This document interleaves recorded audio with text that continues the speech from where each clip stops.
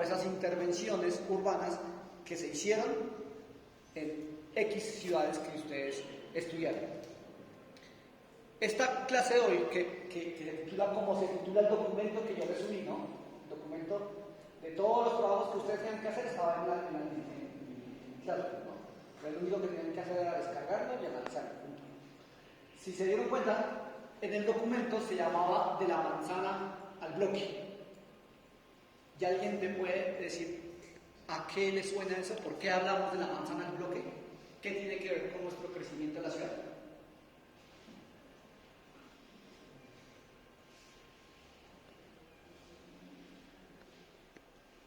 De la manzana al bloque. ¿Qué les dice?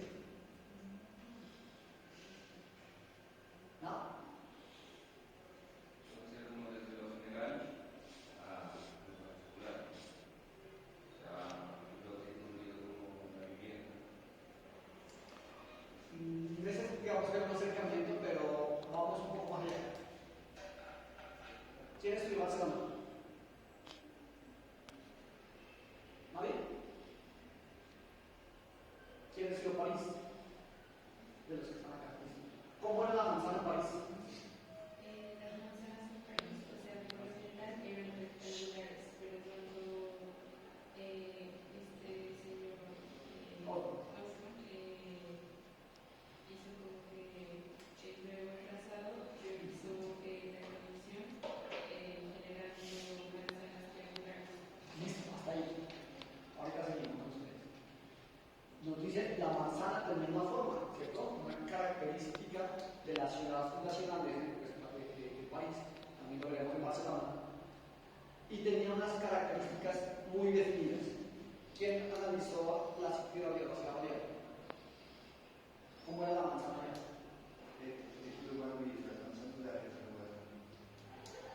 ¿Seguro? ¿Alguien más estudió la ciudad de ¿Qué caracterizaba la ciudad victoriana? Los edificios raros. De la manzana al bloque. Y vamos a hacer ese tránsito. Vamos a irnos a Barcelona en este momento. Pasaremos a París. ¿Qué pasa con las manzanas en París? Nos iremos a Londres, la ciudad jardín, donde la manzana empieza a tener otras características y la tipología empieza a responder a otras características.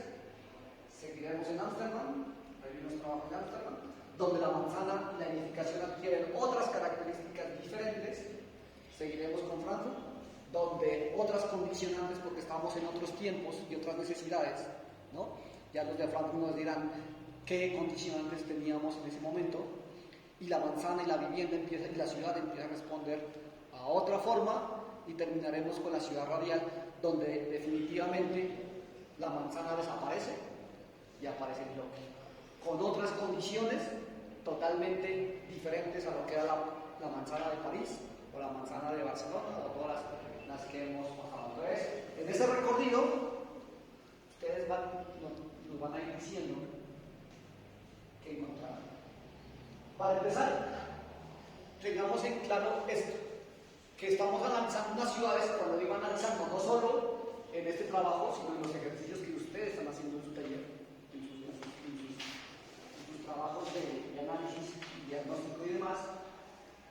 Tenemos una ciudad que se creó bajo unas circunstancias para ustedes, unos sectores de ciudad, ¿no? Que no están estudiando en sus talleres, que se crearon bajo unas condiciones, bajo unas circunstancias, tanto físicas como sociales, como culturales, como normativas, como políticas y demás, y que a través del tiempo se van transformando. Y esas transformaciones tienen que ver con los sistemas propios de la ciudad. ¿Cuáles son los sistemas propios de la ciudad? Ustedes los analizan todos los talleres. De movilidad. Los sistemas de movilidad, de equipamientos, de espacio público, ¿qué más? Ambientales, ¿cierto? Todos estos sistemas están implícitos en la ciudad. Y cuando nosotros unimos esas dos cosas, vamos a ver que hay una relación entre lo propuesto, que es lo que van a hacer ustedes, que ya hay una parte propuesta, porque ustedes están en unos planes parciales en los que ya hay algo propuesto, pero que ustedes van a complementar esa propuesta, y que también van a intervenir sobre lo ya existente. Porque ustedes no van a partir de un lote en el que no haya absolutamente nada, ¿no? Hay unas determinantes ambientales, urbanas y demás, culturales y sociales, que les van a marcar cuál va a ser el tipo de intervención que ustedes van a hacer ahí. ¿Listo? Los que llegaron, por favor, me entregan un trabajo que necesito saber qué ciudad es. Entonces, tengan en cuenta esto porque la actividad para la próxima semana, que ustedes ya saben cuál es la actividad, se va a basar en este esquema.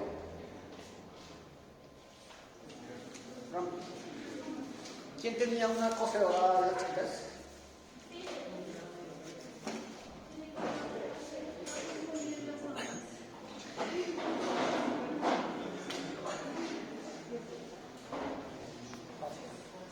¿Qué ustedes van a hacer? Tiene que ver con la ciudad existente versus lo que ustedes van a proponer. Al finalizar la clase, yo les voy a decir, miren, la actividad que estaba propuesta para la próxima semana está basada en esto y la vamos a evaluar de esa forma. ¿Listo? Para poder llegar allá, necesitamos hacer todo ese recorrido que vamos a empezar a hacer en unos minutos. A los que llegaron, tengan clarísimo cuáles fueron los elementos urbanos, morfológicos y tipológicos que caracterizan esas ciudades que ustedes estudiaron. ¿Bajo qué condiciones se modificaron o bajo qué condiciones se crearon?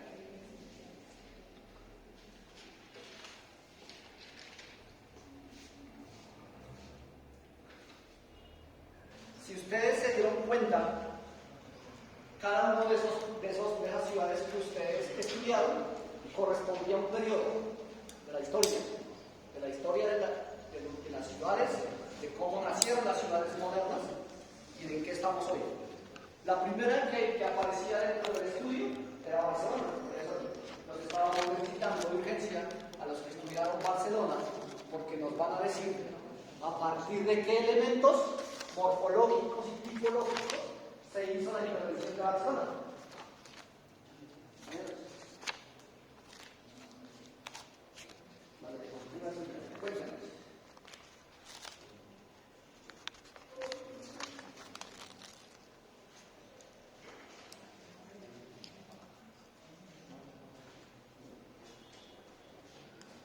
Como llegaron tarde, vamos a dar tiempo para que se actualice.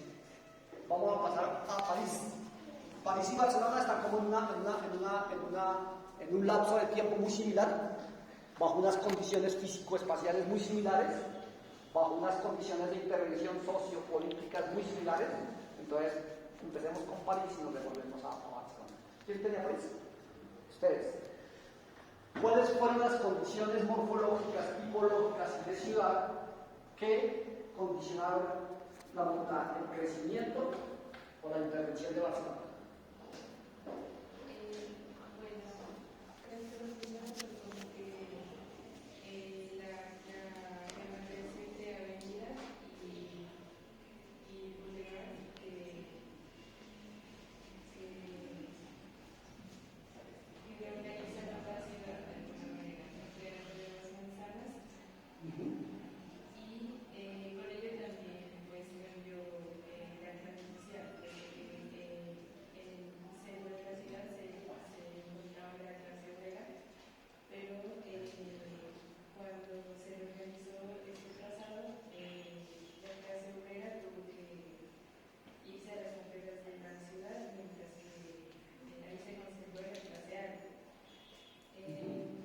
En cuanto a la edificación, ¿qué pasó en París? En cuanto a la edificación, se estableció como un modelo de edificio para aquellas manzanas que en Haussmann pues tenía como que establecer un lenguaje muy específico, haciendo que este pues tenga una identidad y también que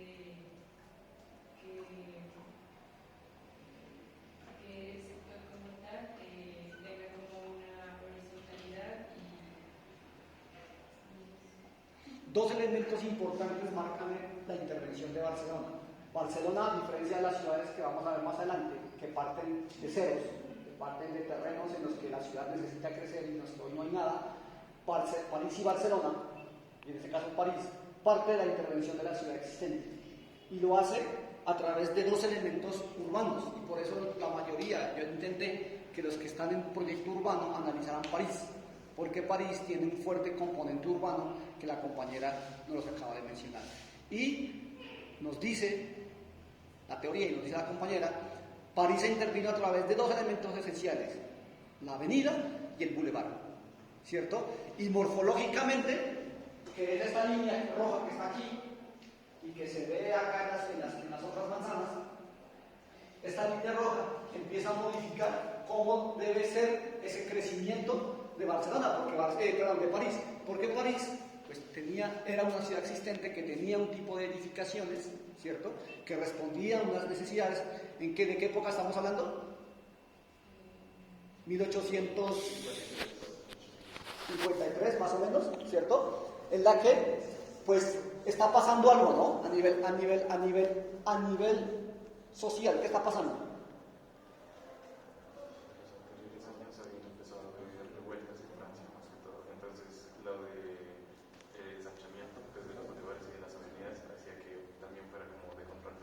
Debido a la gran magnitud de amplitud, no se podía centrifugar tanta gente para tapar ese. Sí, pero también estábamos en un proceso de industrialización, ¿no?, que hacía que mucha de la gente empezara a llegar a las ciudades y las ciudades empezaran a crecer. Como las ciudades empezaron a crecer, y lo mismo pasa en Barcelona, ahorita lo veremos, como las ciudades empiezan a crecer, pues necesitamos responder a esas nuevas dinámicas. Es por eso que el Barón Haussmann dice, oiga, que necesitamos modificar este planteamiento urbano de la ciudad, y es a través de estas grandes avenidas y bulevares.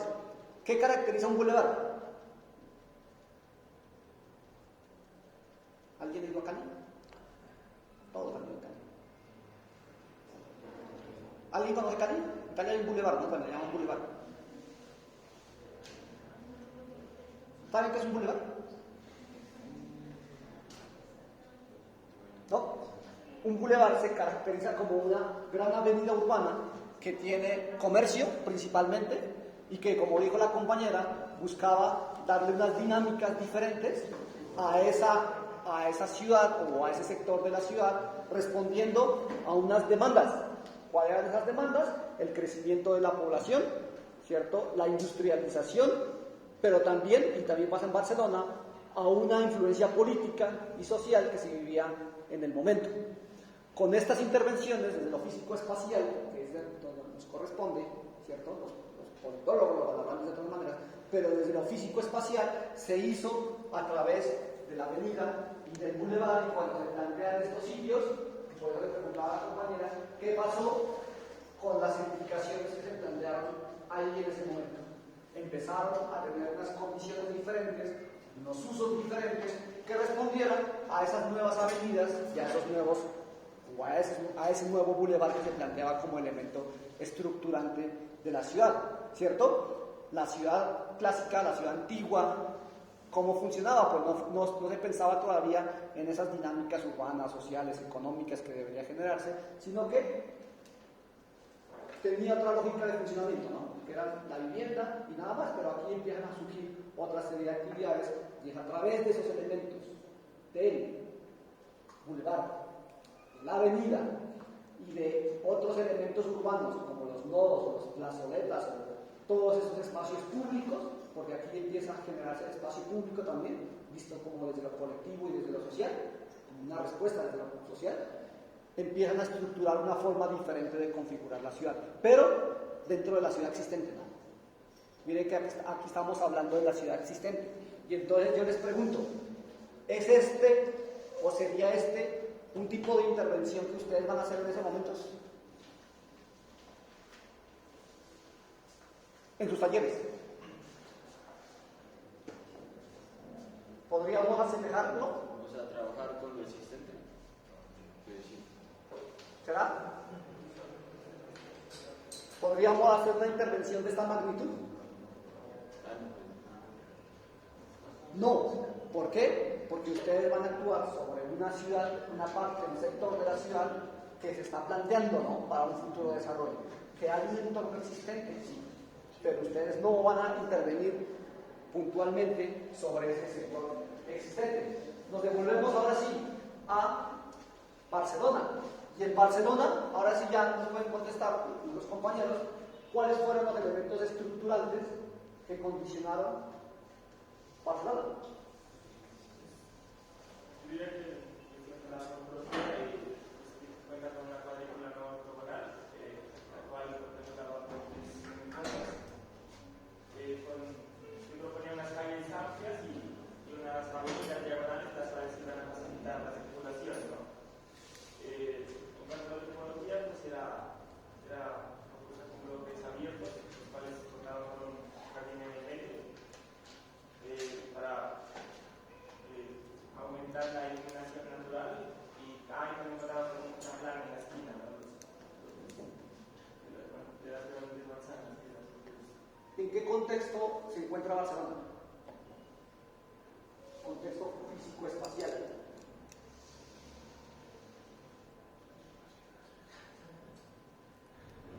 Todo, ¿no? Si sus compañeros ya no lo tuvieron en cuenta.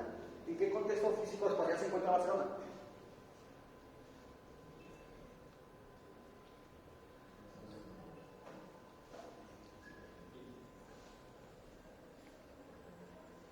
Me preocupa la calidad de los análisis que vamos a ver, ¿no? Barcelona es una ciudad que se desarrolla cerca del mar y que tiene unos puertos y que antiguamente está consolidada o construida con unas murallas. Cuando llega 1856 o 59, ¿cierto? Y de Alfonso Cerdá le encarga el crecimiento de esa ciudad. Y el planteamiento de esa ciudad se hace a través de estos elementos.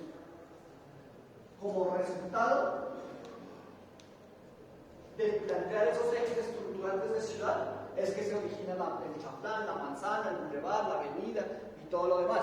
Pero esos elementos urbanos lo que hacen es ver cómo es que debería ser o para dónde debería ser el crecimiento de la ciudad, rompiendo las murallas que existía para ese entonces de la ciudad, que ya no podía crecer más, pues ahora la expandimos a través de esos elementos urbanos y ahora sí la ciudad empieza a expandirse también con unas condiciones sociales, económicas y políticas y demás, ¿cierto? Pero a través de unos elementos urbanos, que en este caso es la calle, ¿cierto? Un componente netamente urbano. Más adelante veremos en los otros ejemplos que ya no es la calle, sino la edificación.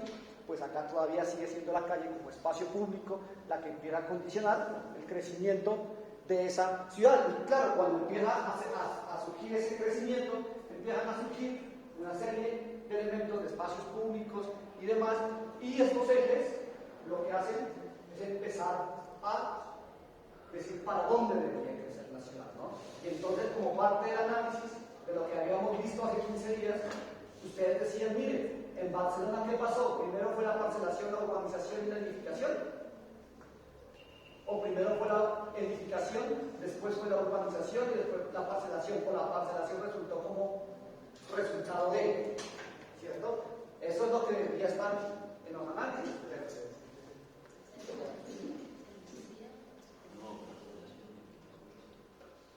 De Barcelona, París, nos vamos a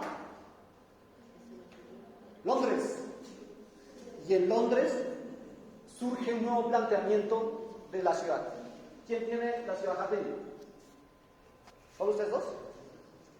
¿Cuáles fueron las condicionantes del crecimiento urbano de la ciudad jardín? Pues en el contexto estaba el inicio de la revolución industrial y mucha gente del campo empezaba a desplazarse a las ciudades. Entonces, este señor llamado Howard de se dio cuenta de esta problemática que en la industria, o sea, pues por parte de la ciudad, o sea, daba un buen sustento económico, pero daba una mala calidad de vida. Y desde el campo era una buena calidad de vida, pero no te permitía desarrollar mucho. Entonces lo que hizo él fue intentar combinar lo mejor de las dos partes, y así nació la ciudad jardín, que es unir la parte de la calidad de vida y el desarrollo económico. ¿Hablamos de la ciudad existente o de la ciudad nueva? Del modelo, estoy hablando del modelo. Por eso. Pero recuerden que este modelo de ciudad jardín se plantearon los proyectos, ¿no? Ah, sí. Y cuando en Londres se plantean estos sectores, ¿dónde se plantean? ¿En la ciudad existente o en la ciudad nueva? En la ciudad nueva. Ajá, eso era una idea. De hecho, ahí empezó la primera ciudad jardín fue Letchworth Garden City, que fue diseñado por Raymond Barry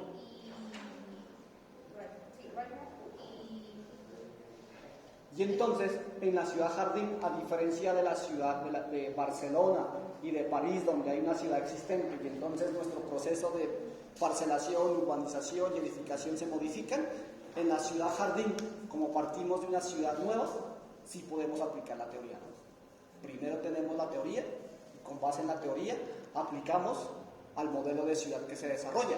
Y entonces, dentro de ese modelo de ciudad que se desarrolla, ¿sí se aplicaría nuestra fórmula de parcelación, urbanización y edificación? Perfectamente, ¿no? Porque habíamos dicho al inicio de la clase, pues esa fórmula, no estamos en un mundo perfecto y no se puede aplicar, pero acá sí. Acá sí se puede aplicar, pues porque nacíamos o partíamos de que necesitábamos crear nuevas zonas para las nuevas demandas de vivienda y que no teníamos nada, y entonces podíamos hacer lo que quisiéramos, por decirlo así. Teníamos una teoría, y esta teoría, porque este es el esquema de la teoría, ¿no?, de cómo debería funcionar la ciudad jardín, pues se hizo realidad. Y ustedes lo miran en la gráfica, en las 3 gráficas que hay ahí, y entonces la pregunta para todos es, ¿qué prima ahí? ¿Qué elemento urbano prima ahí? No, elemento urbano, físico.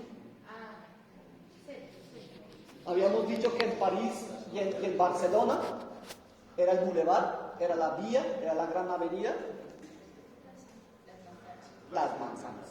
Efectivamente, la manzana es la que prima en la ciudad jardín, y desde el esquema, ¿no? Porque es que el esquema estaba planteando, diciendo, mire, esto debería ser sector de vivienda, esto debería ser sector de vivienda, y debería haber unas vías, pero las vías no eran lo principal, las vías eran el complemento de la manzana.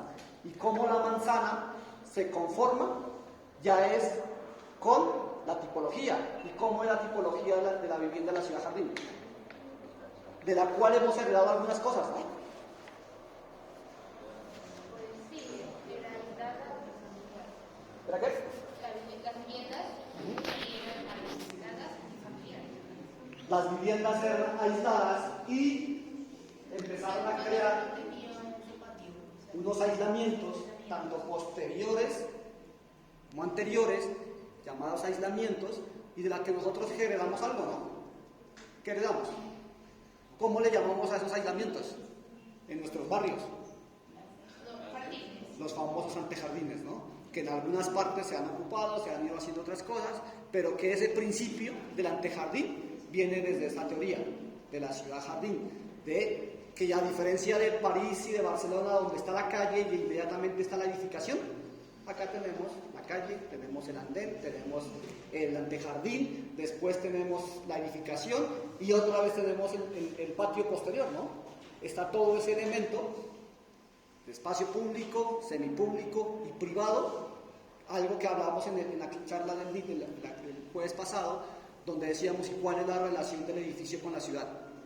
Pues es muy diferente, y ese es el análisis que ustedes debían hacer. ¿Cuál era la relación, dependiendo de la ciudad, entre el edificio y la ciudad? Que ya ahorita se lo imaginan. Oiga, en Barcelona ¿cómo era? ¿Y en París cómo era? Ah, y en la ciudad jardín cambia completamente, ¿no? La relación, esa relación físico-espacial y demás. Mientras que en Barcelona y en París teníamos el comercio porque teníamos el boulevard, pues en la ciudad jardín ya no tenemos eso, ¿no? ¿Y qué pasa con los equipamientos en la ciudad jardín?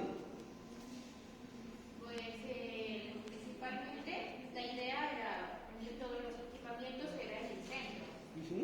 Pero viendo, en el centro esa era la idea, ¿no? Pero viendo ya en la vida real, la mayoría pues, no hizo eso, sino que lo fue desplazando y las viviendas.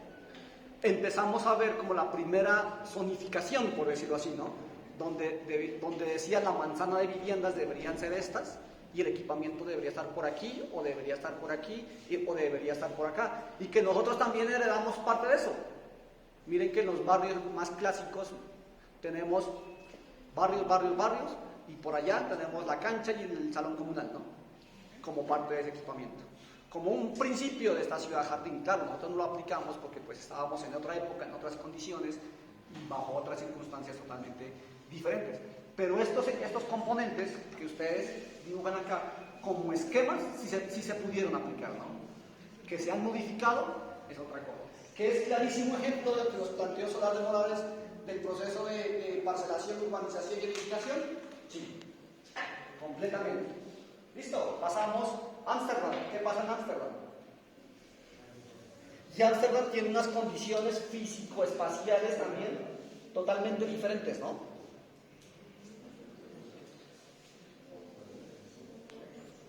Ven, un favor, si no les interesa la puerta, acá no hay faltas, ¿no?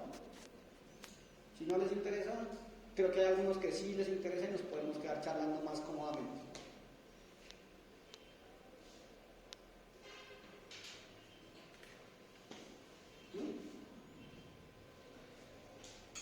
Porque es incómodo tratar de editar, tratar de mostrar tanto en el poquito tiempo que nos queda y con la entidad. Entonces, por favor, por respeto pues, a sus compañeros que sí están como, que les interesa ese tema. ¿Qué pasa en Ámsterdam?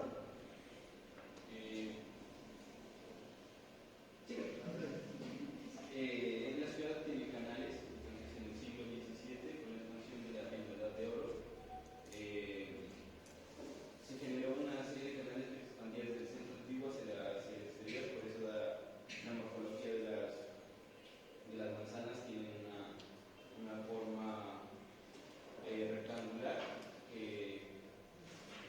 En algunas partes, en algunas esquinas, pues debido a las curvaturas y de estos canales, tienen una forma distinta, pero en general es mediante este sistema.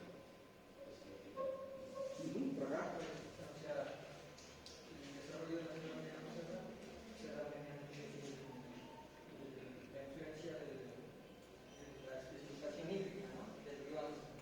Y de ahí, como dice el compañero, se desarrollan 3 canales que forman parte pues, del centro histórico prácticamente de la ciudad. Y de ahí se desplaza la mancha urbana, que ya se comienza a plantear a partir de les digo, delimitantes como el uso de suelos en la parte noroeste, si no estoy mal. También la influencia de la Primera Guerra Mundial en 1914, que aplacó pues, prácticamente el desarrollo, ¿no? De la edificación. Y también la morfología de 2 a 4 pisos, debido a que el componente topográfico se da a más o menos de 4 a 5 metros bajo el nivel del mar. Y también el uso de diques, ¿no? Que se utilizó para realizar prácticamente el asentamiento de las viviendas. Y por eso lo llamamos los Países Bajos, ¿no? Y a diferencia de las otras ciudades, también, a diferencia de Barcelona, por ejemplo, que estamos en el mar, pero que no tenemos ese problema, ¿no? De estar bajo el mar.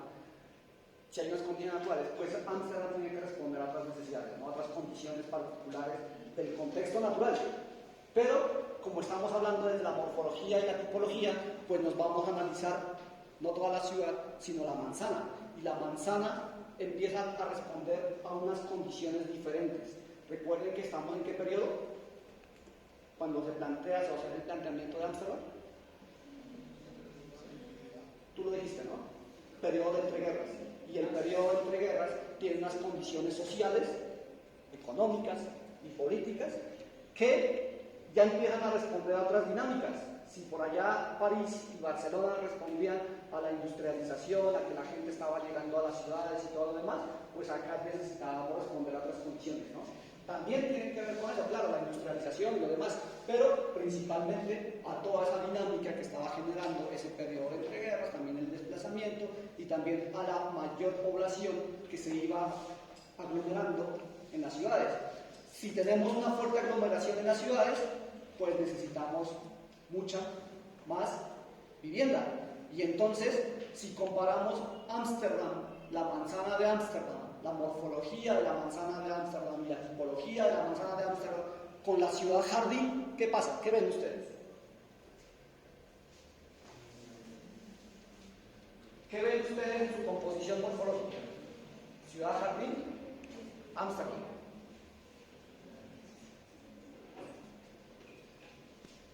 Desde el análisis morfológico que hay. Y lo están viendo ustedes en sus análisis que están haciendo en los sectores donde están. En unos están viendo una forma, una morfología, y en otros sectores están viendo otra morfología, y más las otras que vamos a ver de aquí. ¿Cuál cree que es la principal diferencia? O lo más evidente. ¿Cómo es la forma?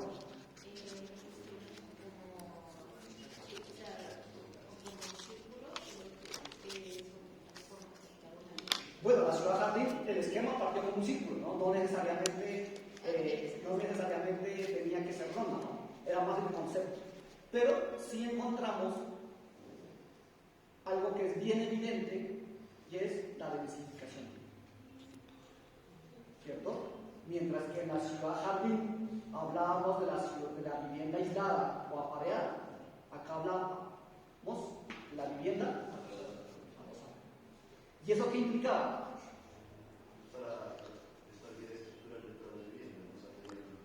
Bueno, eso tiene que ver con el sistema constructivo y demás, ¿no? Y Frank lo hace más evidente. Pero desde el punto de vista morfológico. Sino que eso se da una respuesta. Al principio eran así, ¿no? Viviendas aisladas. Pero como se lo dice sobre la densificación y la necesidad de viviendas, porque en un momento se construyeron como 12.000 viviendas en Musulmán. Y en el traslado del siglo XIX al XX, la población aumenta se ubicó de 2.300 habitantes a 690 habitantes. Entonces, había un déficit casi del 10% de vivienda. Se comenzó a formalizar más, porque ese componente de manzana de vivienda adosada, porque pues ya también con las delimitantes de construcción, ¿no? Porque antes se utilizaban materiales como la madera para la estructura y se necesitaba más compenetración prácticamente en el componente estructural. Y efectivamente, este planteamiento responde más a unas condiciones de densificación, ¿no? Necesitamos hacer muchas más viviendas, como necesitamos hacer muchas más viviendas, necesitamos aprovechar la manzana mejor. Entonces la respuesta ya no era la ciudad jardín, porque la ciudad jardín vimos que era muy poco densa. Ámsterdam plantea una nueva morfología, y esa morfología repercute sobre la tipología de la vivienda, ¿no? Que lo veremos en otras clases cuando ya empecemos a ver los tipos identificatorios, porque una vez la ciudad o los sectores de ciudad determinan su morfología, tenemos que ver cuál va a ser la tipología que va a responder a esa morfología, ¿no? Y ahorita más adelante lo vamos a ver en los otros ejemplos, que dependiendo o que muy en relación con la morfología que tiene una ciudad, responde su tipología, los tipos de edificios que se hacen dentro de esa manzana. Y en Ámsterdam es el modelo más común, ¿no? Y ustedes seguramente en alguno de los sectores que están estudiando van a encontrar ese tipo de manzana. Y nuevamente, si hacemos la relación arquitectura, ciudad, espacio público, espacio privado, pues acá es de otra forma, ¿no? No es la misma relación que encontramos ni en la ciudad jardín, ni en París, ni en Londres, ni en Barcelona. Con respecto a la ciudad jardín y Ámsterdam, o sea, en ciudad jardín es más dispersas porque pueden expandirse en el terreno, ¿verdad? Entonces Ámsterdam ellos tienen que preparar el terreno y esperar como 5 años para poder. Y en la ciudad jardín, si ustedes lo leyeron, también respondía porque la vivienda se planteaba como para que fuera productiva también, ¿no? Entonces todos esos espacios abiertos se planteaban como, oiga, pues estamos creciendo la ciudad, no queremos volver la ciudad como tan compacta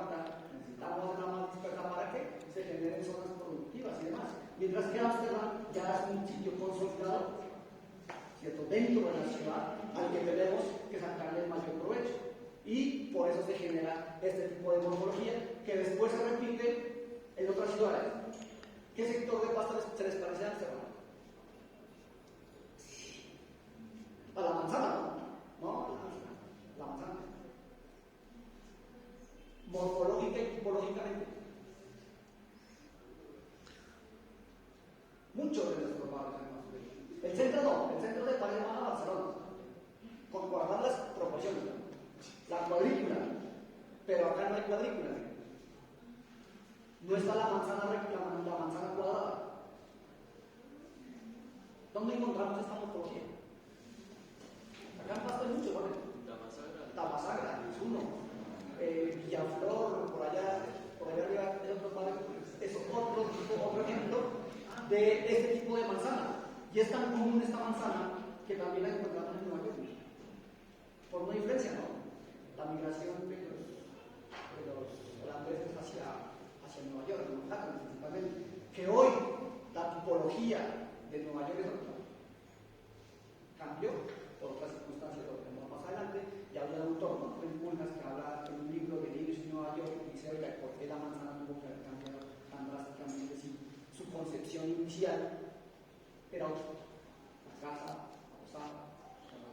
Entonces, miren que en Ámsterdam se plantean otros criterios y esa relación público-privado, arquitectura y ciudad va cambiando.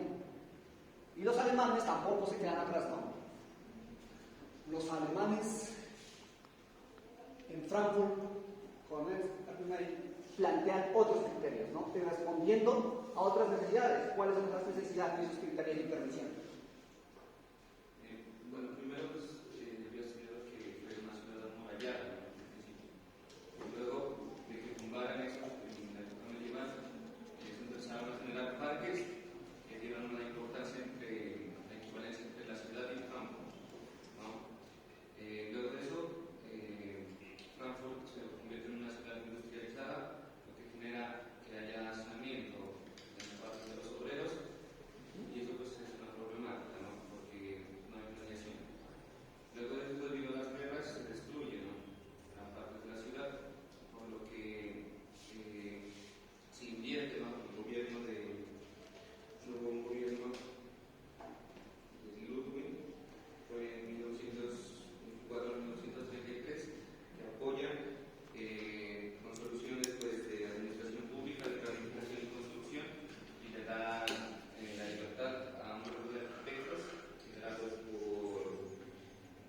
por Ernest May para poder planificar nuevamente pues, la ciudad. Entonces, yo creo que pues, ahí sí se aplica lo del PUE, ¿no?, la parcelación y urbanización. Este es otro ejemplo donde sí se aplica correctamente, pero acá hay otras condicionantes de Frankfurt. Primero, el periodo entre guerras, ¿no? Estamos en un periodo entre guerras que genera unas dinámicas, que genera una destrucción, que genera un desplazamiento y un crecimiento de la ciudad. Recuerden que hace 15 días hablamos que las ciudades crecen por varias razones, ¿no? ¿Cuáles eran? Por el crecimiento demográfico, por la migración, el desplazamiento, ¿cierto? En este caso se presenta por, digamos, las dos razones, ¿no? Hay un crecimiento porque, como tú lo dices, Frankfurt, una de las ciudades industriales de Alemania, empieza a tener otras dinámicas, pero también empieza a generar un desplazamiento de las personas que llegan del campo a la ciudad en vista de esas dinámicas, pero también de la guerra, ¿no? Y como llega nueva gente, necesitamos responder a esas nuevas dinámicas, y las nuevas dinámicas es crear nueva vivienda. Y esta nueva vivienda, aquí sí, como lo dice el compañero, está condicionado por unos temas más técnicos, aunque en Amsterdam también. Acá es más evidente que el componente técnico de materialidad y de industrialización se vuelve mucho más evidente, ¿no? Y se vuelve tan evidente que la industrialización va en contra de algo, que en el texto lo decía, va en contra de la calidad de la vivienda. No nos interesa tanto la calidad de la vivienda. Si en la ciudad jardín sí nos interesaba, ¿no? porque era la vivienda con sus espacios libres, abiertos, ventilación, iluminación y todo lo demás, en Frankfurt ya no. Porque nos interesa producir la mayor cantidad de vivienda posible, a toda costa. Y es ahí donde la vivienda empieza a perder sus condiciones, sus características que había ganado en otros planteamientos, a favor de la industrialización y de la producción masiva de vivienda. Los materiales y los sistemas constructivos entran a jugar un papel importantísimo en la conformación de estas manzanas, porque ya decían, mire, si este sistema constructivo que tenía más de 100 años permitía esto, pues la manzana no debería ser de más de 40 metros, por 20 metros, más o menos, tenía su así. Pero eso era lo que el sistema constructivo permitía, porque como necesitábamos hacer muchísimas viviendas de la manera más rápida, se genera esa situación. Ahí hay un paréntesis, ¿no? En esta época. Ustedes lo miraron seguramente en alguna materia, que aparece una escuela, ¿no? La Bauhaus, que le está dando una respuesta a la vivienda, completísima, pero que se ve interrumpida por todo el tema de la guerra y muchos de los arquitectos que estaban ahí investigando sobre lo que debería ser la vivienda, cómo debería ser vivienda social de calidad, pues emigran, ¿no? Por la guerra emigran a otros países, el proyecto Bauhaus se queda ahí estático y aparecen esos otros planteamientos más desde la necesidad, más desde cuántas viviendas necesitamos y no importa qué costo, y ahí el cuestionamiento que ustedes se harían es, ¿estamos en algo similar? Hoy la calidad de la vivienda es adecuada. Y esa es la pregunta que deberían responderse los que están en el proyecto de vivienda, ¿no? Y miren que estamos retomando problemas de hace 100 años, que en su momento respondían a otra cosa, pero que resultó en algo que no es muy adecuado, ¿cierto? Y aquí, cuando les hablen de Frankfurt, es el primer indicio de cuando los principios de la arquitectura moderna empiezan a asomarse. Porque ya dijimos, ¿no?, que hablamos de la industrialización. Y si ustedes recuerdan los principios de la ciudad moderna, no de la edificación moderna, no del edificio moderno, ¿cuáles eran los principios de la ciudad moderna? De los Cian, de la Carta de Atenas y todos esos principios que ustedes miraron por allá en historia. ¿Recuerdan? Por allá cuando Le Corbusier empezó a plantear ciertas ciudades, que inclusive presentó un proyecto para Bogotá, que afortunadamente no se llevó a cabo. Y ahorita lo veremos por qué. ¿Se acuerdan? ¿No recuerdan ninguno de esos principios? De la arquitectura moderna, la planta libre. La separación de las funciones humanas. Una de las principales características era la zonificación, ¿no? La vivienda debería estar por allá, la zona industrial debería estar por acá, los equipamientos deberían estar por acá, no importa que estén lejos. ¿Por qué? No. Sí, los edificios planteaban unos equipamientos para ellos, pero no los equipamientos de ciudades. Porque entra un protagonista en la ciudad moderna. El peatón de Barcelona, de París, de todo eso desaparece. En la ciudad moderna, ¿qué aparece? El vehículo.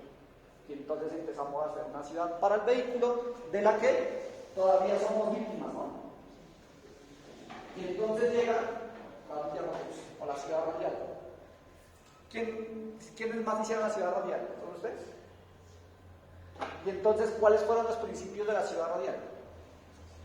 El Le Corbusier, el pionero de la arquitectura moderna. O sea, sí se puede preguntar por Corbusier en 1924 y una primera mención, y lo publicó en un libro en el 33. Una muestra del 50 hasta 47, hasta el 52, donde ya se dedicó. El tejido urbano que se construyó desde Marsella tiene un tejido urbano octogonal, pero la idea de manzana sobre manzana ya no se ve como en otras ciudades, que es así, digamos, horizontal, sino que como varios de los casas en bloques, donde, o sea, como esos significados y que tenían sus propios Entonces miren que en la ciudad moderna y la Villa Radial, o la ciudad radial de Le Corbusier como principal ejemplo, primero, ¿qué pasa con la morfología? Ya lo dijimos, ¿no? ¿Qué pasa con la manzana? Desaparece, ¿no? Desaparece como unidad compositiva de la ciudad, por decirlo así. Si en Barcelona y en París era clarito, el cuadradito y el lleno y el vacío, miren a su derecha, ¿qué es la manzana? Desorden, ¿no? Y al final del día, ¿qué conforma el espacio urbano?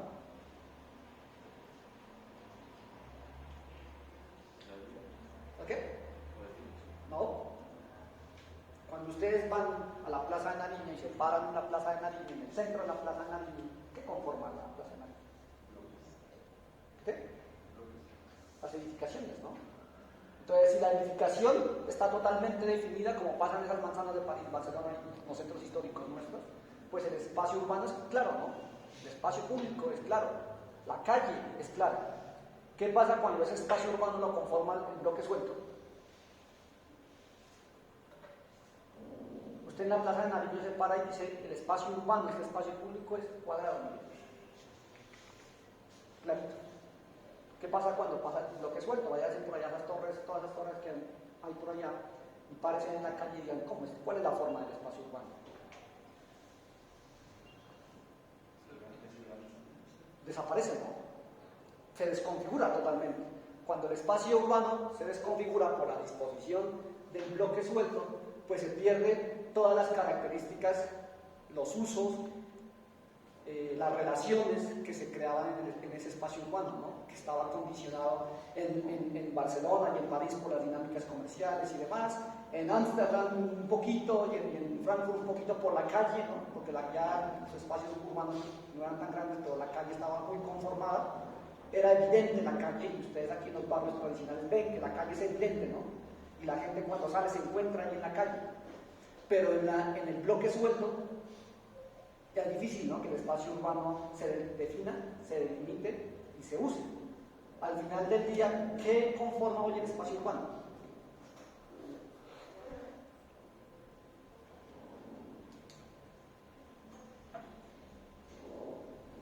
Vayan a un barrio donde hay muchas torres. ¿Qué conforma el espacio urbano? Donde ustedes dicen, hasta aquí puedo llegar y por aquí ya no puedo llegar, entonces el espacio urbano es como ocurre. No, la density forma parte, pero otra cosa, más dura, más agreste, más. ¿Los qué? ¿Los qué, perdón?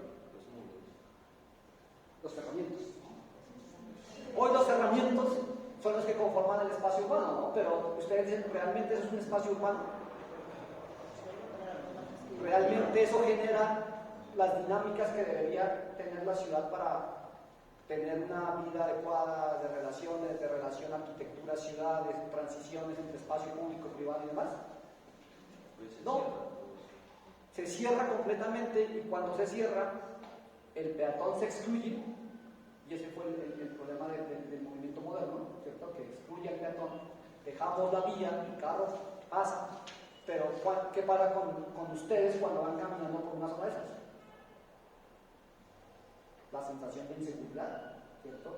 La inaccesibilidad, porque entonces en muchas partes usted tiene que ir hasta por allá para poder llegar allá, ¿cierto?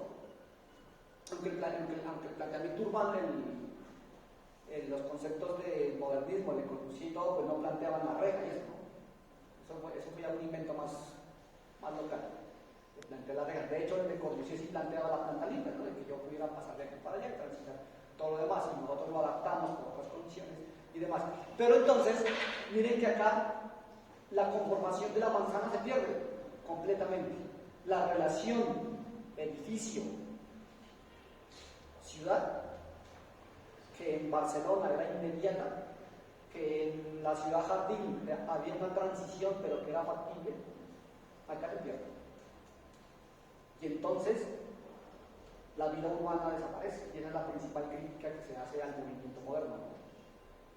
Y que de hecho, lamentablemente, los conjuntos que hemos planteado, alcanzando un movimiento moderno, pero sí con las consecuencias, funcionan así. Hoy usted tiene relación con los primeros pisos de esas torres de 20 pisos. ¿Los habitantes tienen relación con el espacio exterior? No, ¿cierto?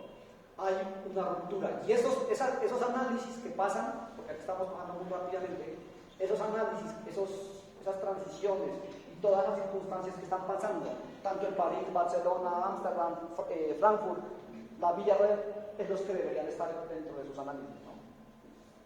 Mostrando qué pasa en los primeros pisos, y lo hablábamos en la charla del jueves, qué pasa en los primeros pisos, cómo es la relación del peatón del edificio con la calle, cómo en la ciudad jardín se empieza como a distanciarla, ¿no? Porque aparece un elemento intermedio, cómo en Ámsterdam se retoma un poco, pero desde otras características, ¿no? Porque en Barcelona y París teníamos el edificio con actividades diversas, en Ámsterdam y en Frankfurt tenemos la vivienda, ¿no? Y la relación espacio público y espacio interior. Entonces, con la diapositiva que yo les mostraba al inicio de la clase, donde les decía, mire, la ciudad está construida y ustedes van a hacer una intervención para transformar parte de esa ciudad construida. Lo que necesitamos hacer es que a partir de todos esos conceptos que ustedes analizaron, que vieron, que muy rápidamente los pasamos aquí en este corto tiempo que tuvimos, ustedes empiezan a analizar sus sitios de intervención con base en esos criterios. Entonces, por ejemplo, si yo estuviese en el centro, si yo fuera compañero de ustedes y mi proyecto de hoy fuera en el centro, ¿qué debería estudiar y bajo qué términos debería estudiar el centro?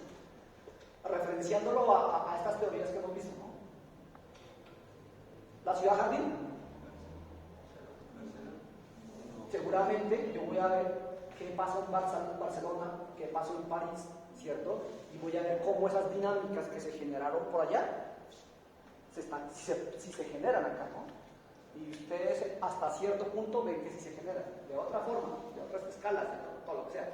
Pero sí hay una relación de esos elementos, ¿no?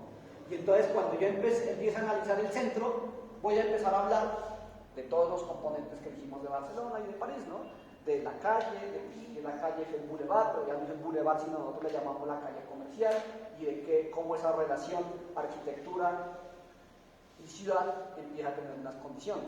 Pero si yo estoy en el plan parcial de, ¿cómo se llama de allá arriba? Mixtayo. Pero no es Mixtayo, ¿cómo se llama? Altamira, ¿cierto? ¿Qué modelo de ciudad tenemos en el contexto? ¿Barcelona? ¿Qué modelo de ciudad tenemos? Y creo que hay dos modelos de ciudad claros.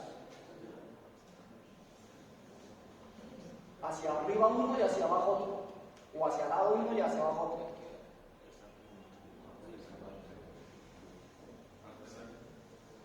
Puede ser Ámsterdam, ¿cierto? Pero no el análisis que ustedes van a decir, no, oiga, esto se parece a Ámsterdam, analizado. No, es qué consecuencias tiene esa morfología sobre las dinámicas del sector. Entonces, por ejemplo, si decimos Ámsterdam, en Ámsterdam hablamos de qué tipo de vivienda, pareada, adosada, en hilera, suelto, adosada, ¿cierto? ¿Cuál es la relación entre lo público y lo privado en la vivienda adosada? ¿Cuál es la densidad de la vivienda tipo Ámsterdam, digamos así? ¿Baja, media o alta? Alta. ¿Una de 4 pisos? No, pero ya aplicándolo al sitio de estudio, ¿no? ¿Alta, media o baja?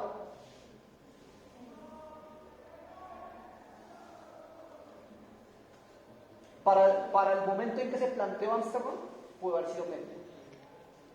Para hoy, sería baja.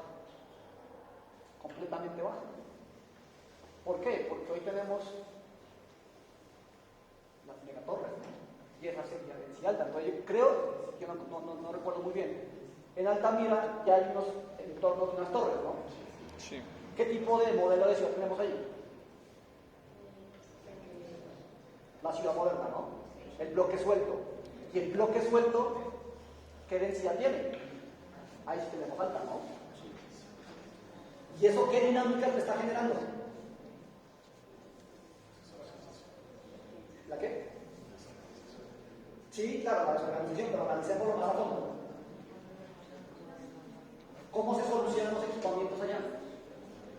¿Cómo se soluciona el comercio? ¿Cómo se soluciona el carro? ¿Qué relación hay entre el peatón y el carro? ¿Qué relación hay entre el edificio y la ciudad? ¿Qué relación hay entre el edificio y los componentes ambientales? Todos los análisis son los que ustedes van a plantear y vamos a ver dentro de 8 días aplicados a sus proyectos.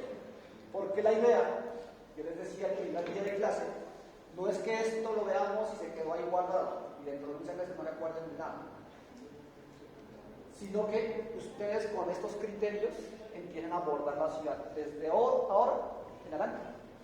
Y entonces ustedes van a decir, mire, es que aquí tenemos una vivienda que se conformó de manera aislada, se conformó en el bloque aislado, pero que eso tiene unas consecuencias de ciudad, tiene unas consecuencias sociales, espaciales,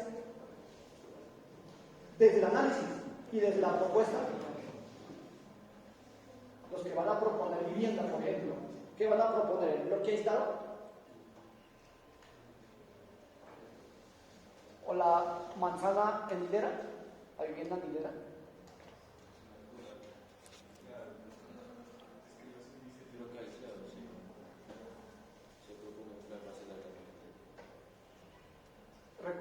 Un profesor en la charla del jueves, no recuerdo quién fue, les dijo, miren, ustedes están bajo unas condiciones de un plan parcial, pero ustedes pueden ser críticos, no necesariamente lo que el plan parcial les está diciendo tienen que hacer.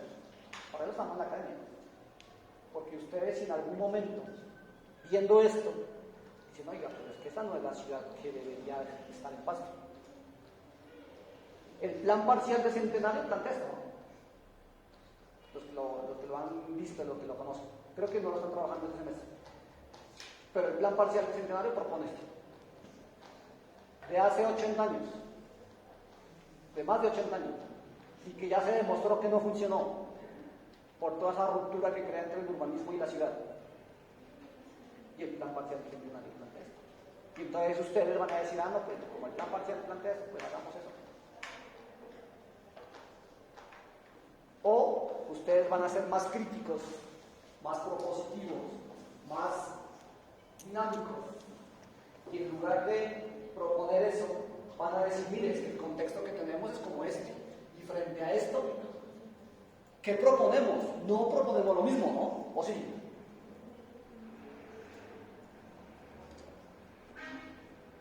¿Qué creen ustedes? ¿Proponemos lo mismo? Si tuviéramos un contexto como este, ¿proponemos lo mismo?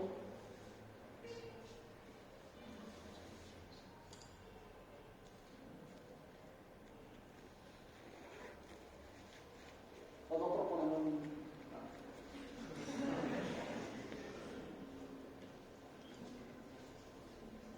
Esto funcionó en su momento. Muy bonito. Muy bonito porque cambió la concepción, ¿no? Y los barrios holandeses que existen así funcionan bien, se ven bonitos. Pero funcionaría para nuestra época, funcionaría para nuestro medio. La pregunta es, Tamasagra, que dijeron que se parecía un poco a Tamasagra o a Lodi y todo eso, barrio. ¿Hoy funcionan como se plantearon hace 40 o 50 años? ¿Qué está pasando en esos barrios?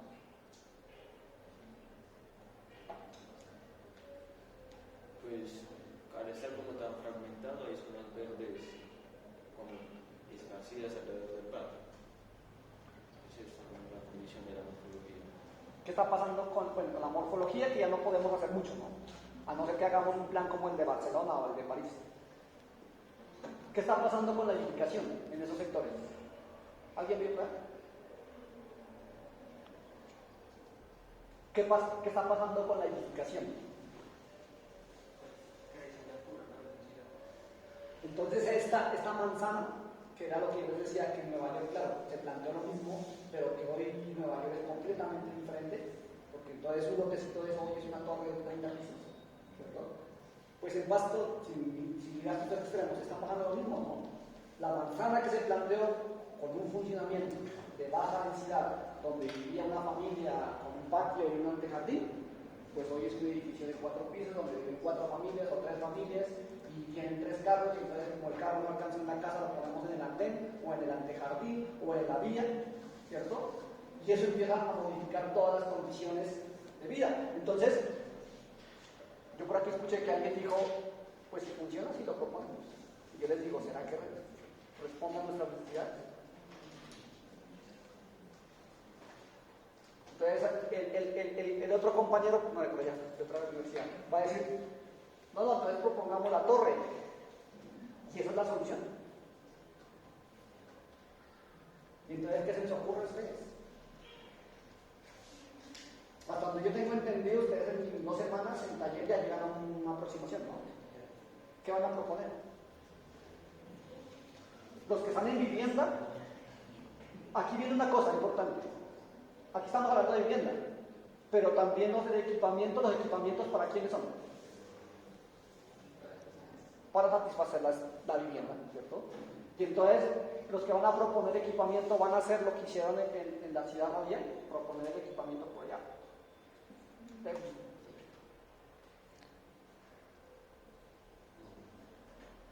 Y los que están en proyecto urbano, ¿qué van a hacer? Van a retomar algunos conceptos del bulevar, por ejemplo. No el bulevar parisino, ¿no? Entonces el caballo y todo. Las dinámicas, el análisis de ese bulevar se podría retomar hoy como proyecto urbano para configurar la ciudad. Claro, con unas dinámicas diferentes, ¿no? Eso que tú decías de que el bloque, y entonces por allá arriba aparecía el ático, creo que le llamaban, que donde estaban los empleados, ¿no? Antes vivían arriba. Hoy se invirtió. Arriba es el penthouse, ¿no? Antes allá vivía la servidumbre. En el último piso, en los primeros vivía la gente, pues, los propietarios.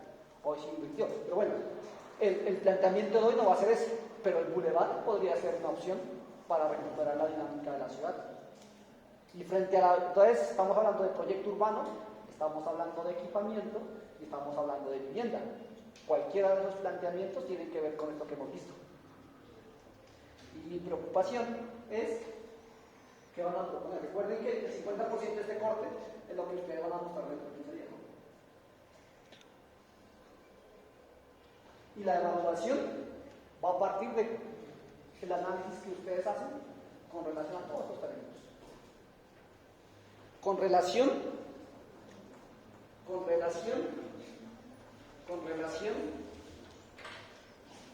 a estos análisis que ustedes hacen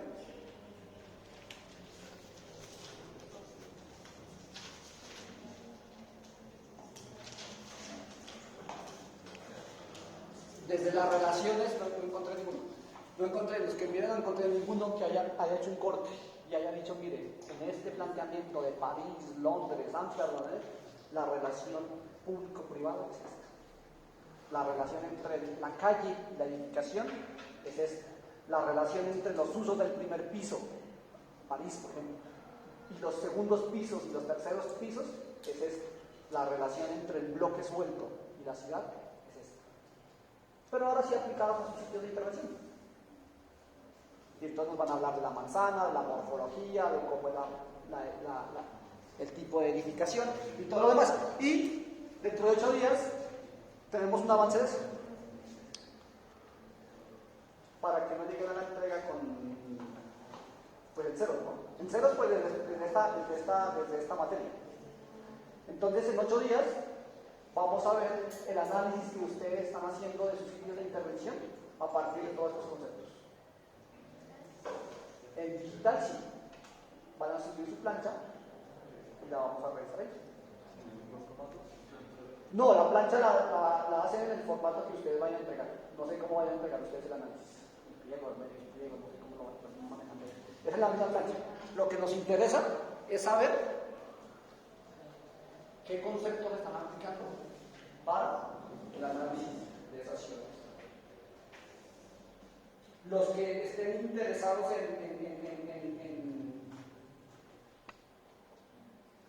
los que estén interesados en qué? En saber más, en el documento están todas las ciudades, ¿no? Que fue curioso, alguien me escribió, no me acuerdo quién fue. En el documento están todas las ciudades, ¿no? París, arranca con Barcelona, París, Ámsterdam, ¿no? Y ahí están todos los municipios de la ciudad.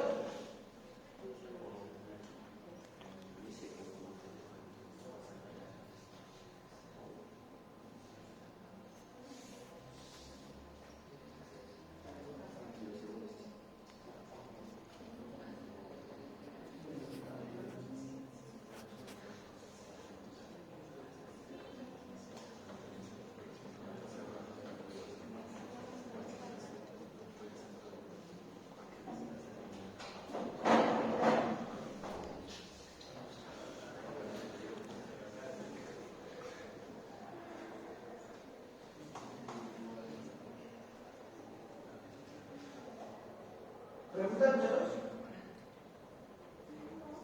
¿Por la actividad que vamos a hacer? ¿Por la actividad que vamos a hacer para la próxima clase? No recuerdo muy bien el porcentaje de este, creo que es 20, hoy 30, ¿no? Creo que hoy es 30, la revisión dentro de 8 días es 20, y el 50 es en lo que diríamos la entrega, ¿no? Eso está en el programador que ustedes lo tienen ahí, o que ustedes lo firmaron. ¿Listo? ¿Claro? En ese tiempo que nos queda, vamos a hablar de estos otros componentes que les va a ayudar a ustedes a hacer parte de sus análisis. Dijimos hace un rato que el espacio urbano lo conforman las vías, las calles, las edificaciones, las manzanas, ¿no? Todo esto tiene que ver con lo que ya vimos, la edificación. En este caso, ¿se acuerdan de la parcelación, la urbanización y la edificación? Las calles ¿de qué parte estarían? ¿Se fue? Porque dijimos que urbanizar ¿qué? Dotarle toda la infraestructura a un sector, un sitio, ¿cierto? Entonces, las calles son el principal componente de la forma urbana. No del espacio urbano, que es diferente, ¿no? Dijimos que el espacio urbano es el que nosotros percibimos como tal. La forma urbana es la morfología, esa forma que tiene la ciudad, y esa sí la determinan las calles, ¿no? Tenemos la manzana. Cuando hablamos de manzana, ¿de qué hablamos? ¿De parcelación, de urbanización o de edificación? La parcelación, porque ahí es donde se establecen cuáles son las áreas de vivienda y cuáles son las grandes áreas donde vamos a intervenir, y tenemos la edificación como parte de la arquitectura, ¿no? De lo que nosotros vamos a hacer. Estos tres componentes son los que también van a estar en su análisis, ¿no? Oiga, ¿y la calle qué tenemos en la calle? ¿Cómo es la calle? ¿Cómo se conforma? Si vamos a hablar de morfología urbana, ¿cómo es la calle de esos sectores que estamos estudiando? ¿Cómo es la calle? ¿Cómo son las calles de los que están en el plan parcial de Altamira? ¿Grandes avenidas y bulevares?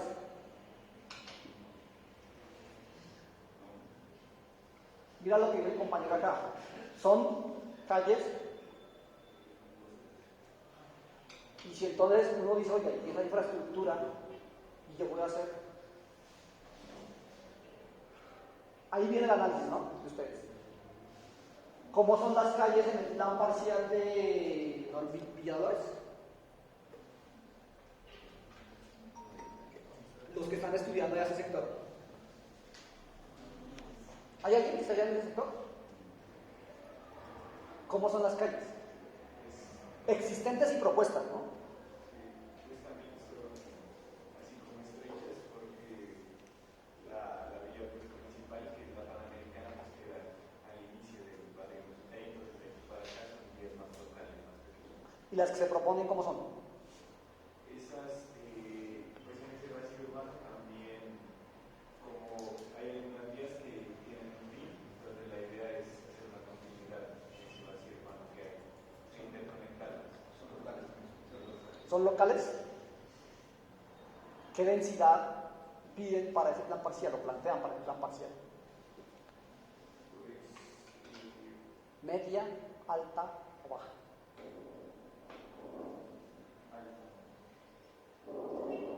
Creo que el plan parcial no permite más de 4 pisos. 2. ¿Ahí en Villadores?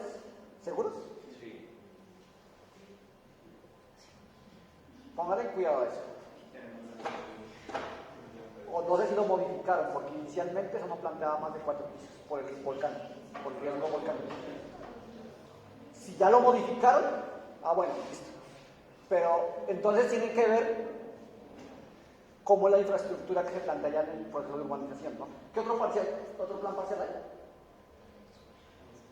Bueno, ¿cómo es la calle ya existente y planteada?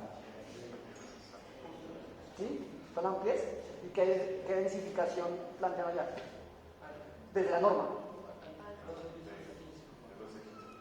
Ya sí es lógico, ¿no? Entonces, si la densidad es alta, pues las vías seguramente son un perfil que B2, B3 seguramente, ¿cierto?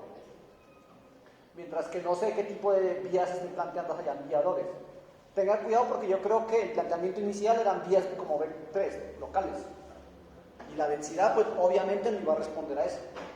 Pero ustedes saben más que yo. Yo ese plan parcial lo vi como hace 2 años, creo, cuando estaba en formulación. Listo, entonces, desde estos elementos, yo les dije hace un rato que una vez hemos identificado esa morfología de la ciudad, esa morfología de la manzana, esa estructura de la ciudad a través de la morfología de la manzana, nos metemos dentro de la manzana y empezamos a ver cómo es la manzana internamente, ¿no? Y entonces ahora sí otra vez hagamos un recorrido muy rápidamente. Todos los que entregaron su trabajo hoy, díganme cómo era la manzana en la ciudad, pero la manzana ya no, cómo era la edificación en la manzana que ustedes estudiaron. La edificación.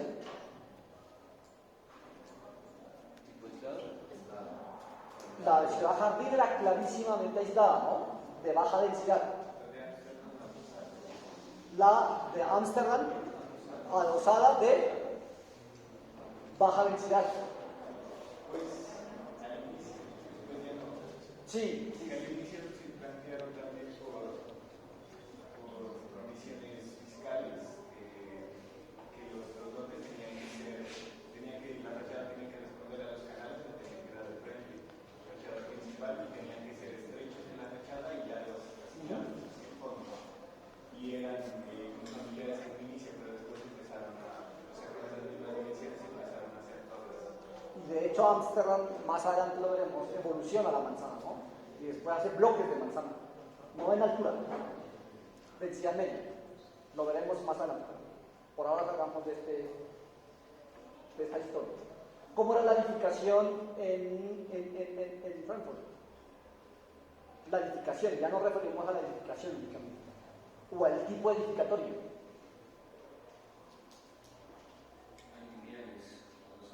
Alta o baja densidad. Media. Alta, baja o media. Porque ahí hablamos de bloques no de 4, 5, 6 pisos, pero ya no hablábamos de la vivienda unifamiliar, ¿cierto? Unifamiliar y multifamiliar. Pero principalmente fue multifamiliar, por lo que hablábamos de la industrialización y de todo el tema. Se empezó a densificar más. Nació como vivienda igual que Ámsterdam, vivienda en baja altura, pero como la evolución empezó a elevarse en altura también. ¿Cómo es la edificación en la ciudad moderna, en la ciudad radial? En bloque aislado. Entonces, miren que ese es otro criterio de diseño, de análisis, en el que a partir de estas imágenes ustedes empiezan a definir, empiezan a estudiar la manzana y empiezan a ver qué está pasando, ¿no? ¿Qué está pasando en el bloque aislado versus en la vivienda en hilera o apareada? ¿Cuáles son las condiciones que se generan ahí? Espaciales, de relaciones, de arquitectura, de funcionamiento, de asoleación, iluminación, ventilación y todo lo demás. ¿Son diferentes?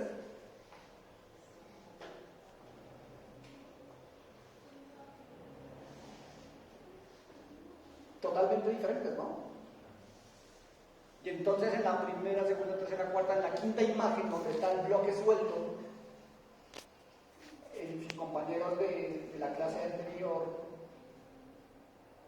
hablamos, alguien me puso el ejemplo ¿conocen alguien vive por Torre de Girardot?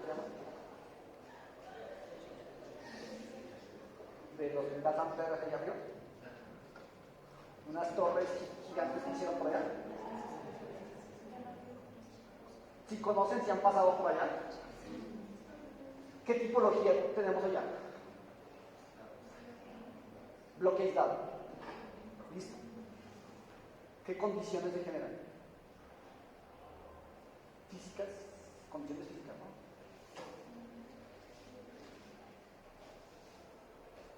Los que han pasado, han ido de visita. Debe ser que el espacio público tiene un cerramiento. Eso a nivel morfológico, estamos hablando a nivel tipológico. Miren que el principio edificatorio del bloque aislado, de este bloque aislado, surgió como, y eso ustedes lo ven en los planes parciales. Yo puedo crecer en altura, pero tengo que liberar espacio. Y tengo que liberar espacio para poder ventilar, iluminar, para que no haya servidumbres. ¿Saben qué es la servidumbre? En vivienda la van a tratar mucho. No, la servidumbre en la vivienda es que cuando yo abra una ventana, el vecino no me esté pasando por afuera por el pasillo. Y cuando yo abra la ventana de la sala, no tenga el vecino allá al frente. Esas son las servidumbres de la vivienda, ¿no? A nivel urbano son otras cosas, son sesiones y todo eso. Pero como estamos hablando de la edificación, las servidumbres son todo eso. Y entonces, ¿tú qué conoces? ¿Qué pasa con esas servidumbres allá en las torres?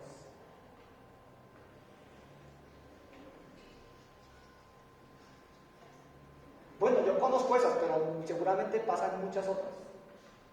Que ese concepto de que aislemos el edificio, de que si este es mi lote, yo puedo ocupar solo el punto 35, creo que es en la pasión de Crescual, para torres de altura. Yo libero todo esto para que esta torre cuente con las adecuadas condiciones de iluminación, ventilación y no tenga servidumbre. En ese proyecto que les digo, no sé qué pasó. Está esta torre, está esta torre, está esta torre. Y entonces yo no sé cómo alguien de aquí, un compañero de ustedes de acá, decía, pues uno no puede abrir la cortina porque... Y si uno está en el piso 5 y arriba, y el baño y el arriba, tiene... Y eso tiene que ver en cómo o qué tipo de edificatorio se plantean dentro de esas manzanas. Si planteamos la vivienda aislada, si planteamos la vivienda en hileras, como en el caso del primero, segundo, tercero, cuarto, quinto, sexto, séptimo gráfico, si planteamos un concepto bien interesante que los que están en vivienda investiguen de aquí a la próxima semana, es este concepto que viene de un principio de París y de Barcelona, de la supermanzana. El concepto viene de allá, no es la misma manzana de París y de Barcelona. El concepto de la supermanzana viene de generemos una gran manzana, pero liberemos todo el interior como espacio público. De carácter semipúblico, de carácter de los usuarios de la vivienda, que se diferencia totalmente. Por ejemplo, este es un concepto de supermanzana, que se diferencia de París, pues, que era una ciudad existente, en que todo era cerrado, ¿no? Y que los únicos accesos eran por sus fachadas, y que acá había pequeños patios, servicios y demás. Entonces, en la supermanzana, en el concepto nuevo de la supermanzana, todo esto es público. Y la edificación lo que hace es crear, conformar el espacio público, o semipúblico, perdón, de la nueva normación. Pero sin perder la relación con la ciudad, porque aquí a través de los usos y de todas las transiciones se generan estas nuevas dimensiones, las nuevas actividades, las nuevas relaciones, perdón. ¿Listo? Entonces, yo voy a dejar hasta ahí porque el trabajo que se viene para ustedes para dentro de 8 días y dentro de 15 días, tiene mucha teoría, ¿no? Y lo vamos a analizar, y lo van a analizar ustedes, desde todos los conceptos. Tipología, morfología, vivienda aislada, qué genera, qué produce, cuál es la relación en corte, en fachada, en planta, cuál es la relación interior-exterior, en esos términos, ¿no? Ojo, que lo que más nos interesa es que estos conceptos se apliquen. Y entonces lo vamos a encontrar, es que había una manzana cuadrada. Ya. Oiga, eso respondía a una morfología de manzana de esas características, donde encontramos viviendas aisladas, o viviendas apareadas, o viviendas en hilera, que generan estas condiciones. Y entonces les dirá, bueno, están bien. 5. Todos. ¿Listo? ¿Preguntas?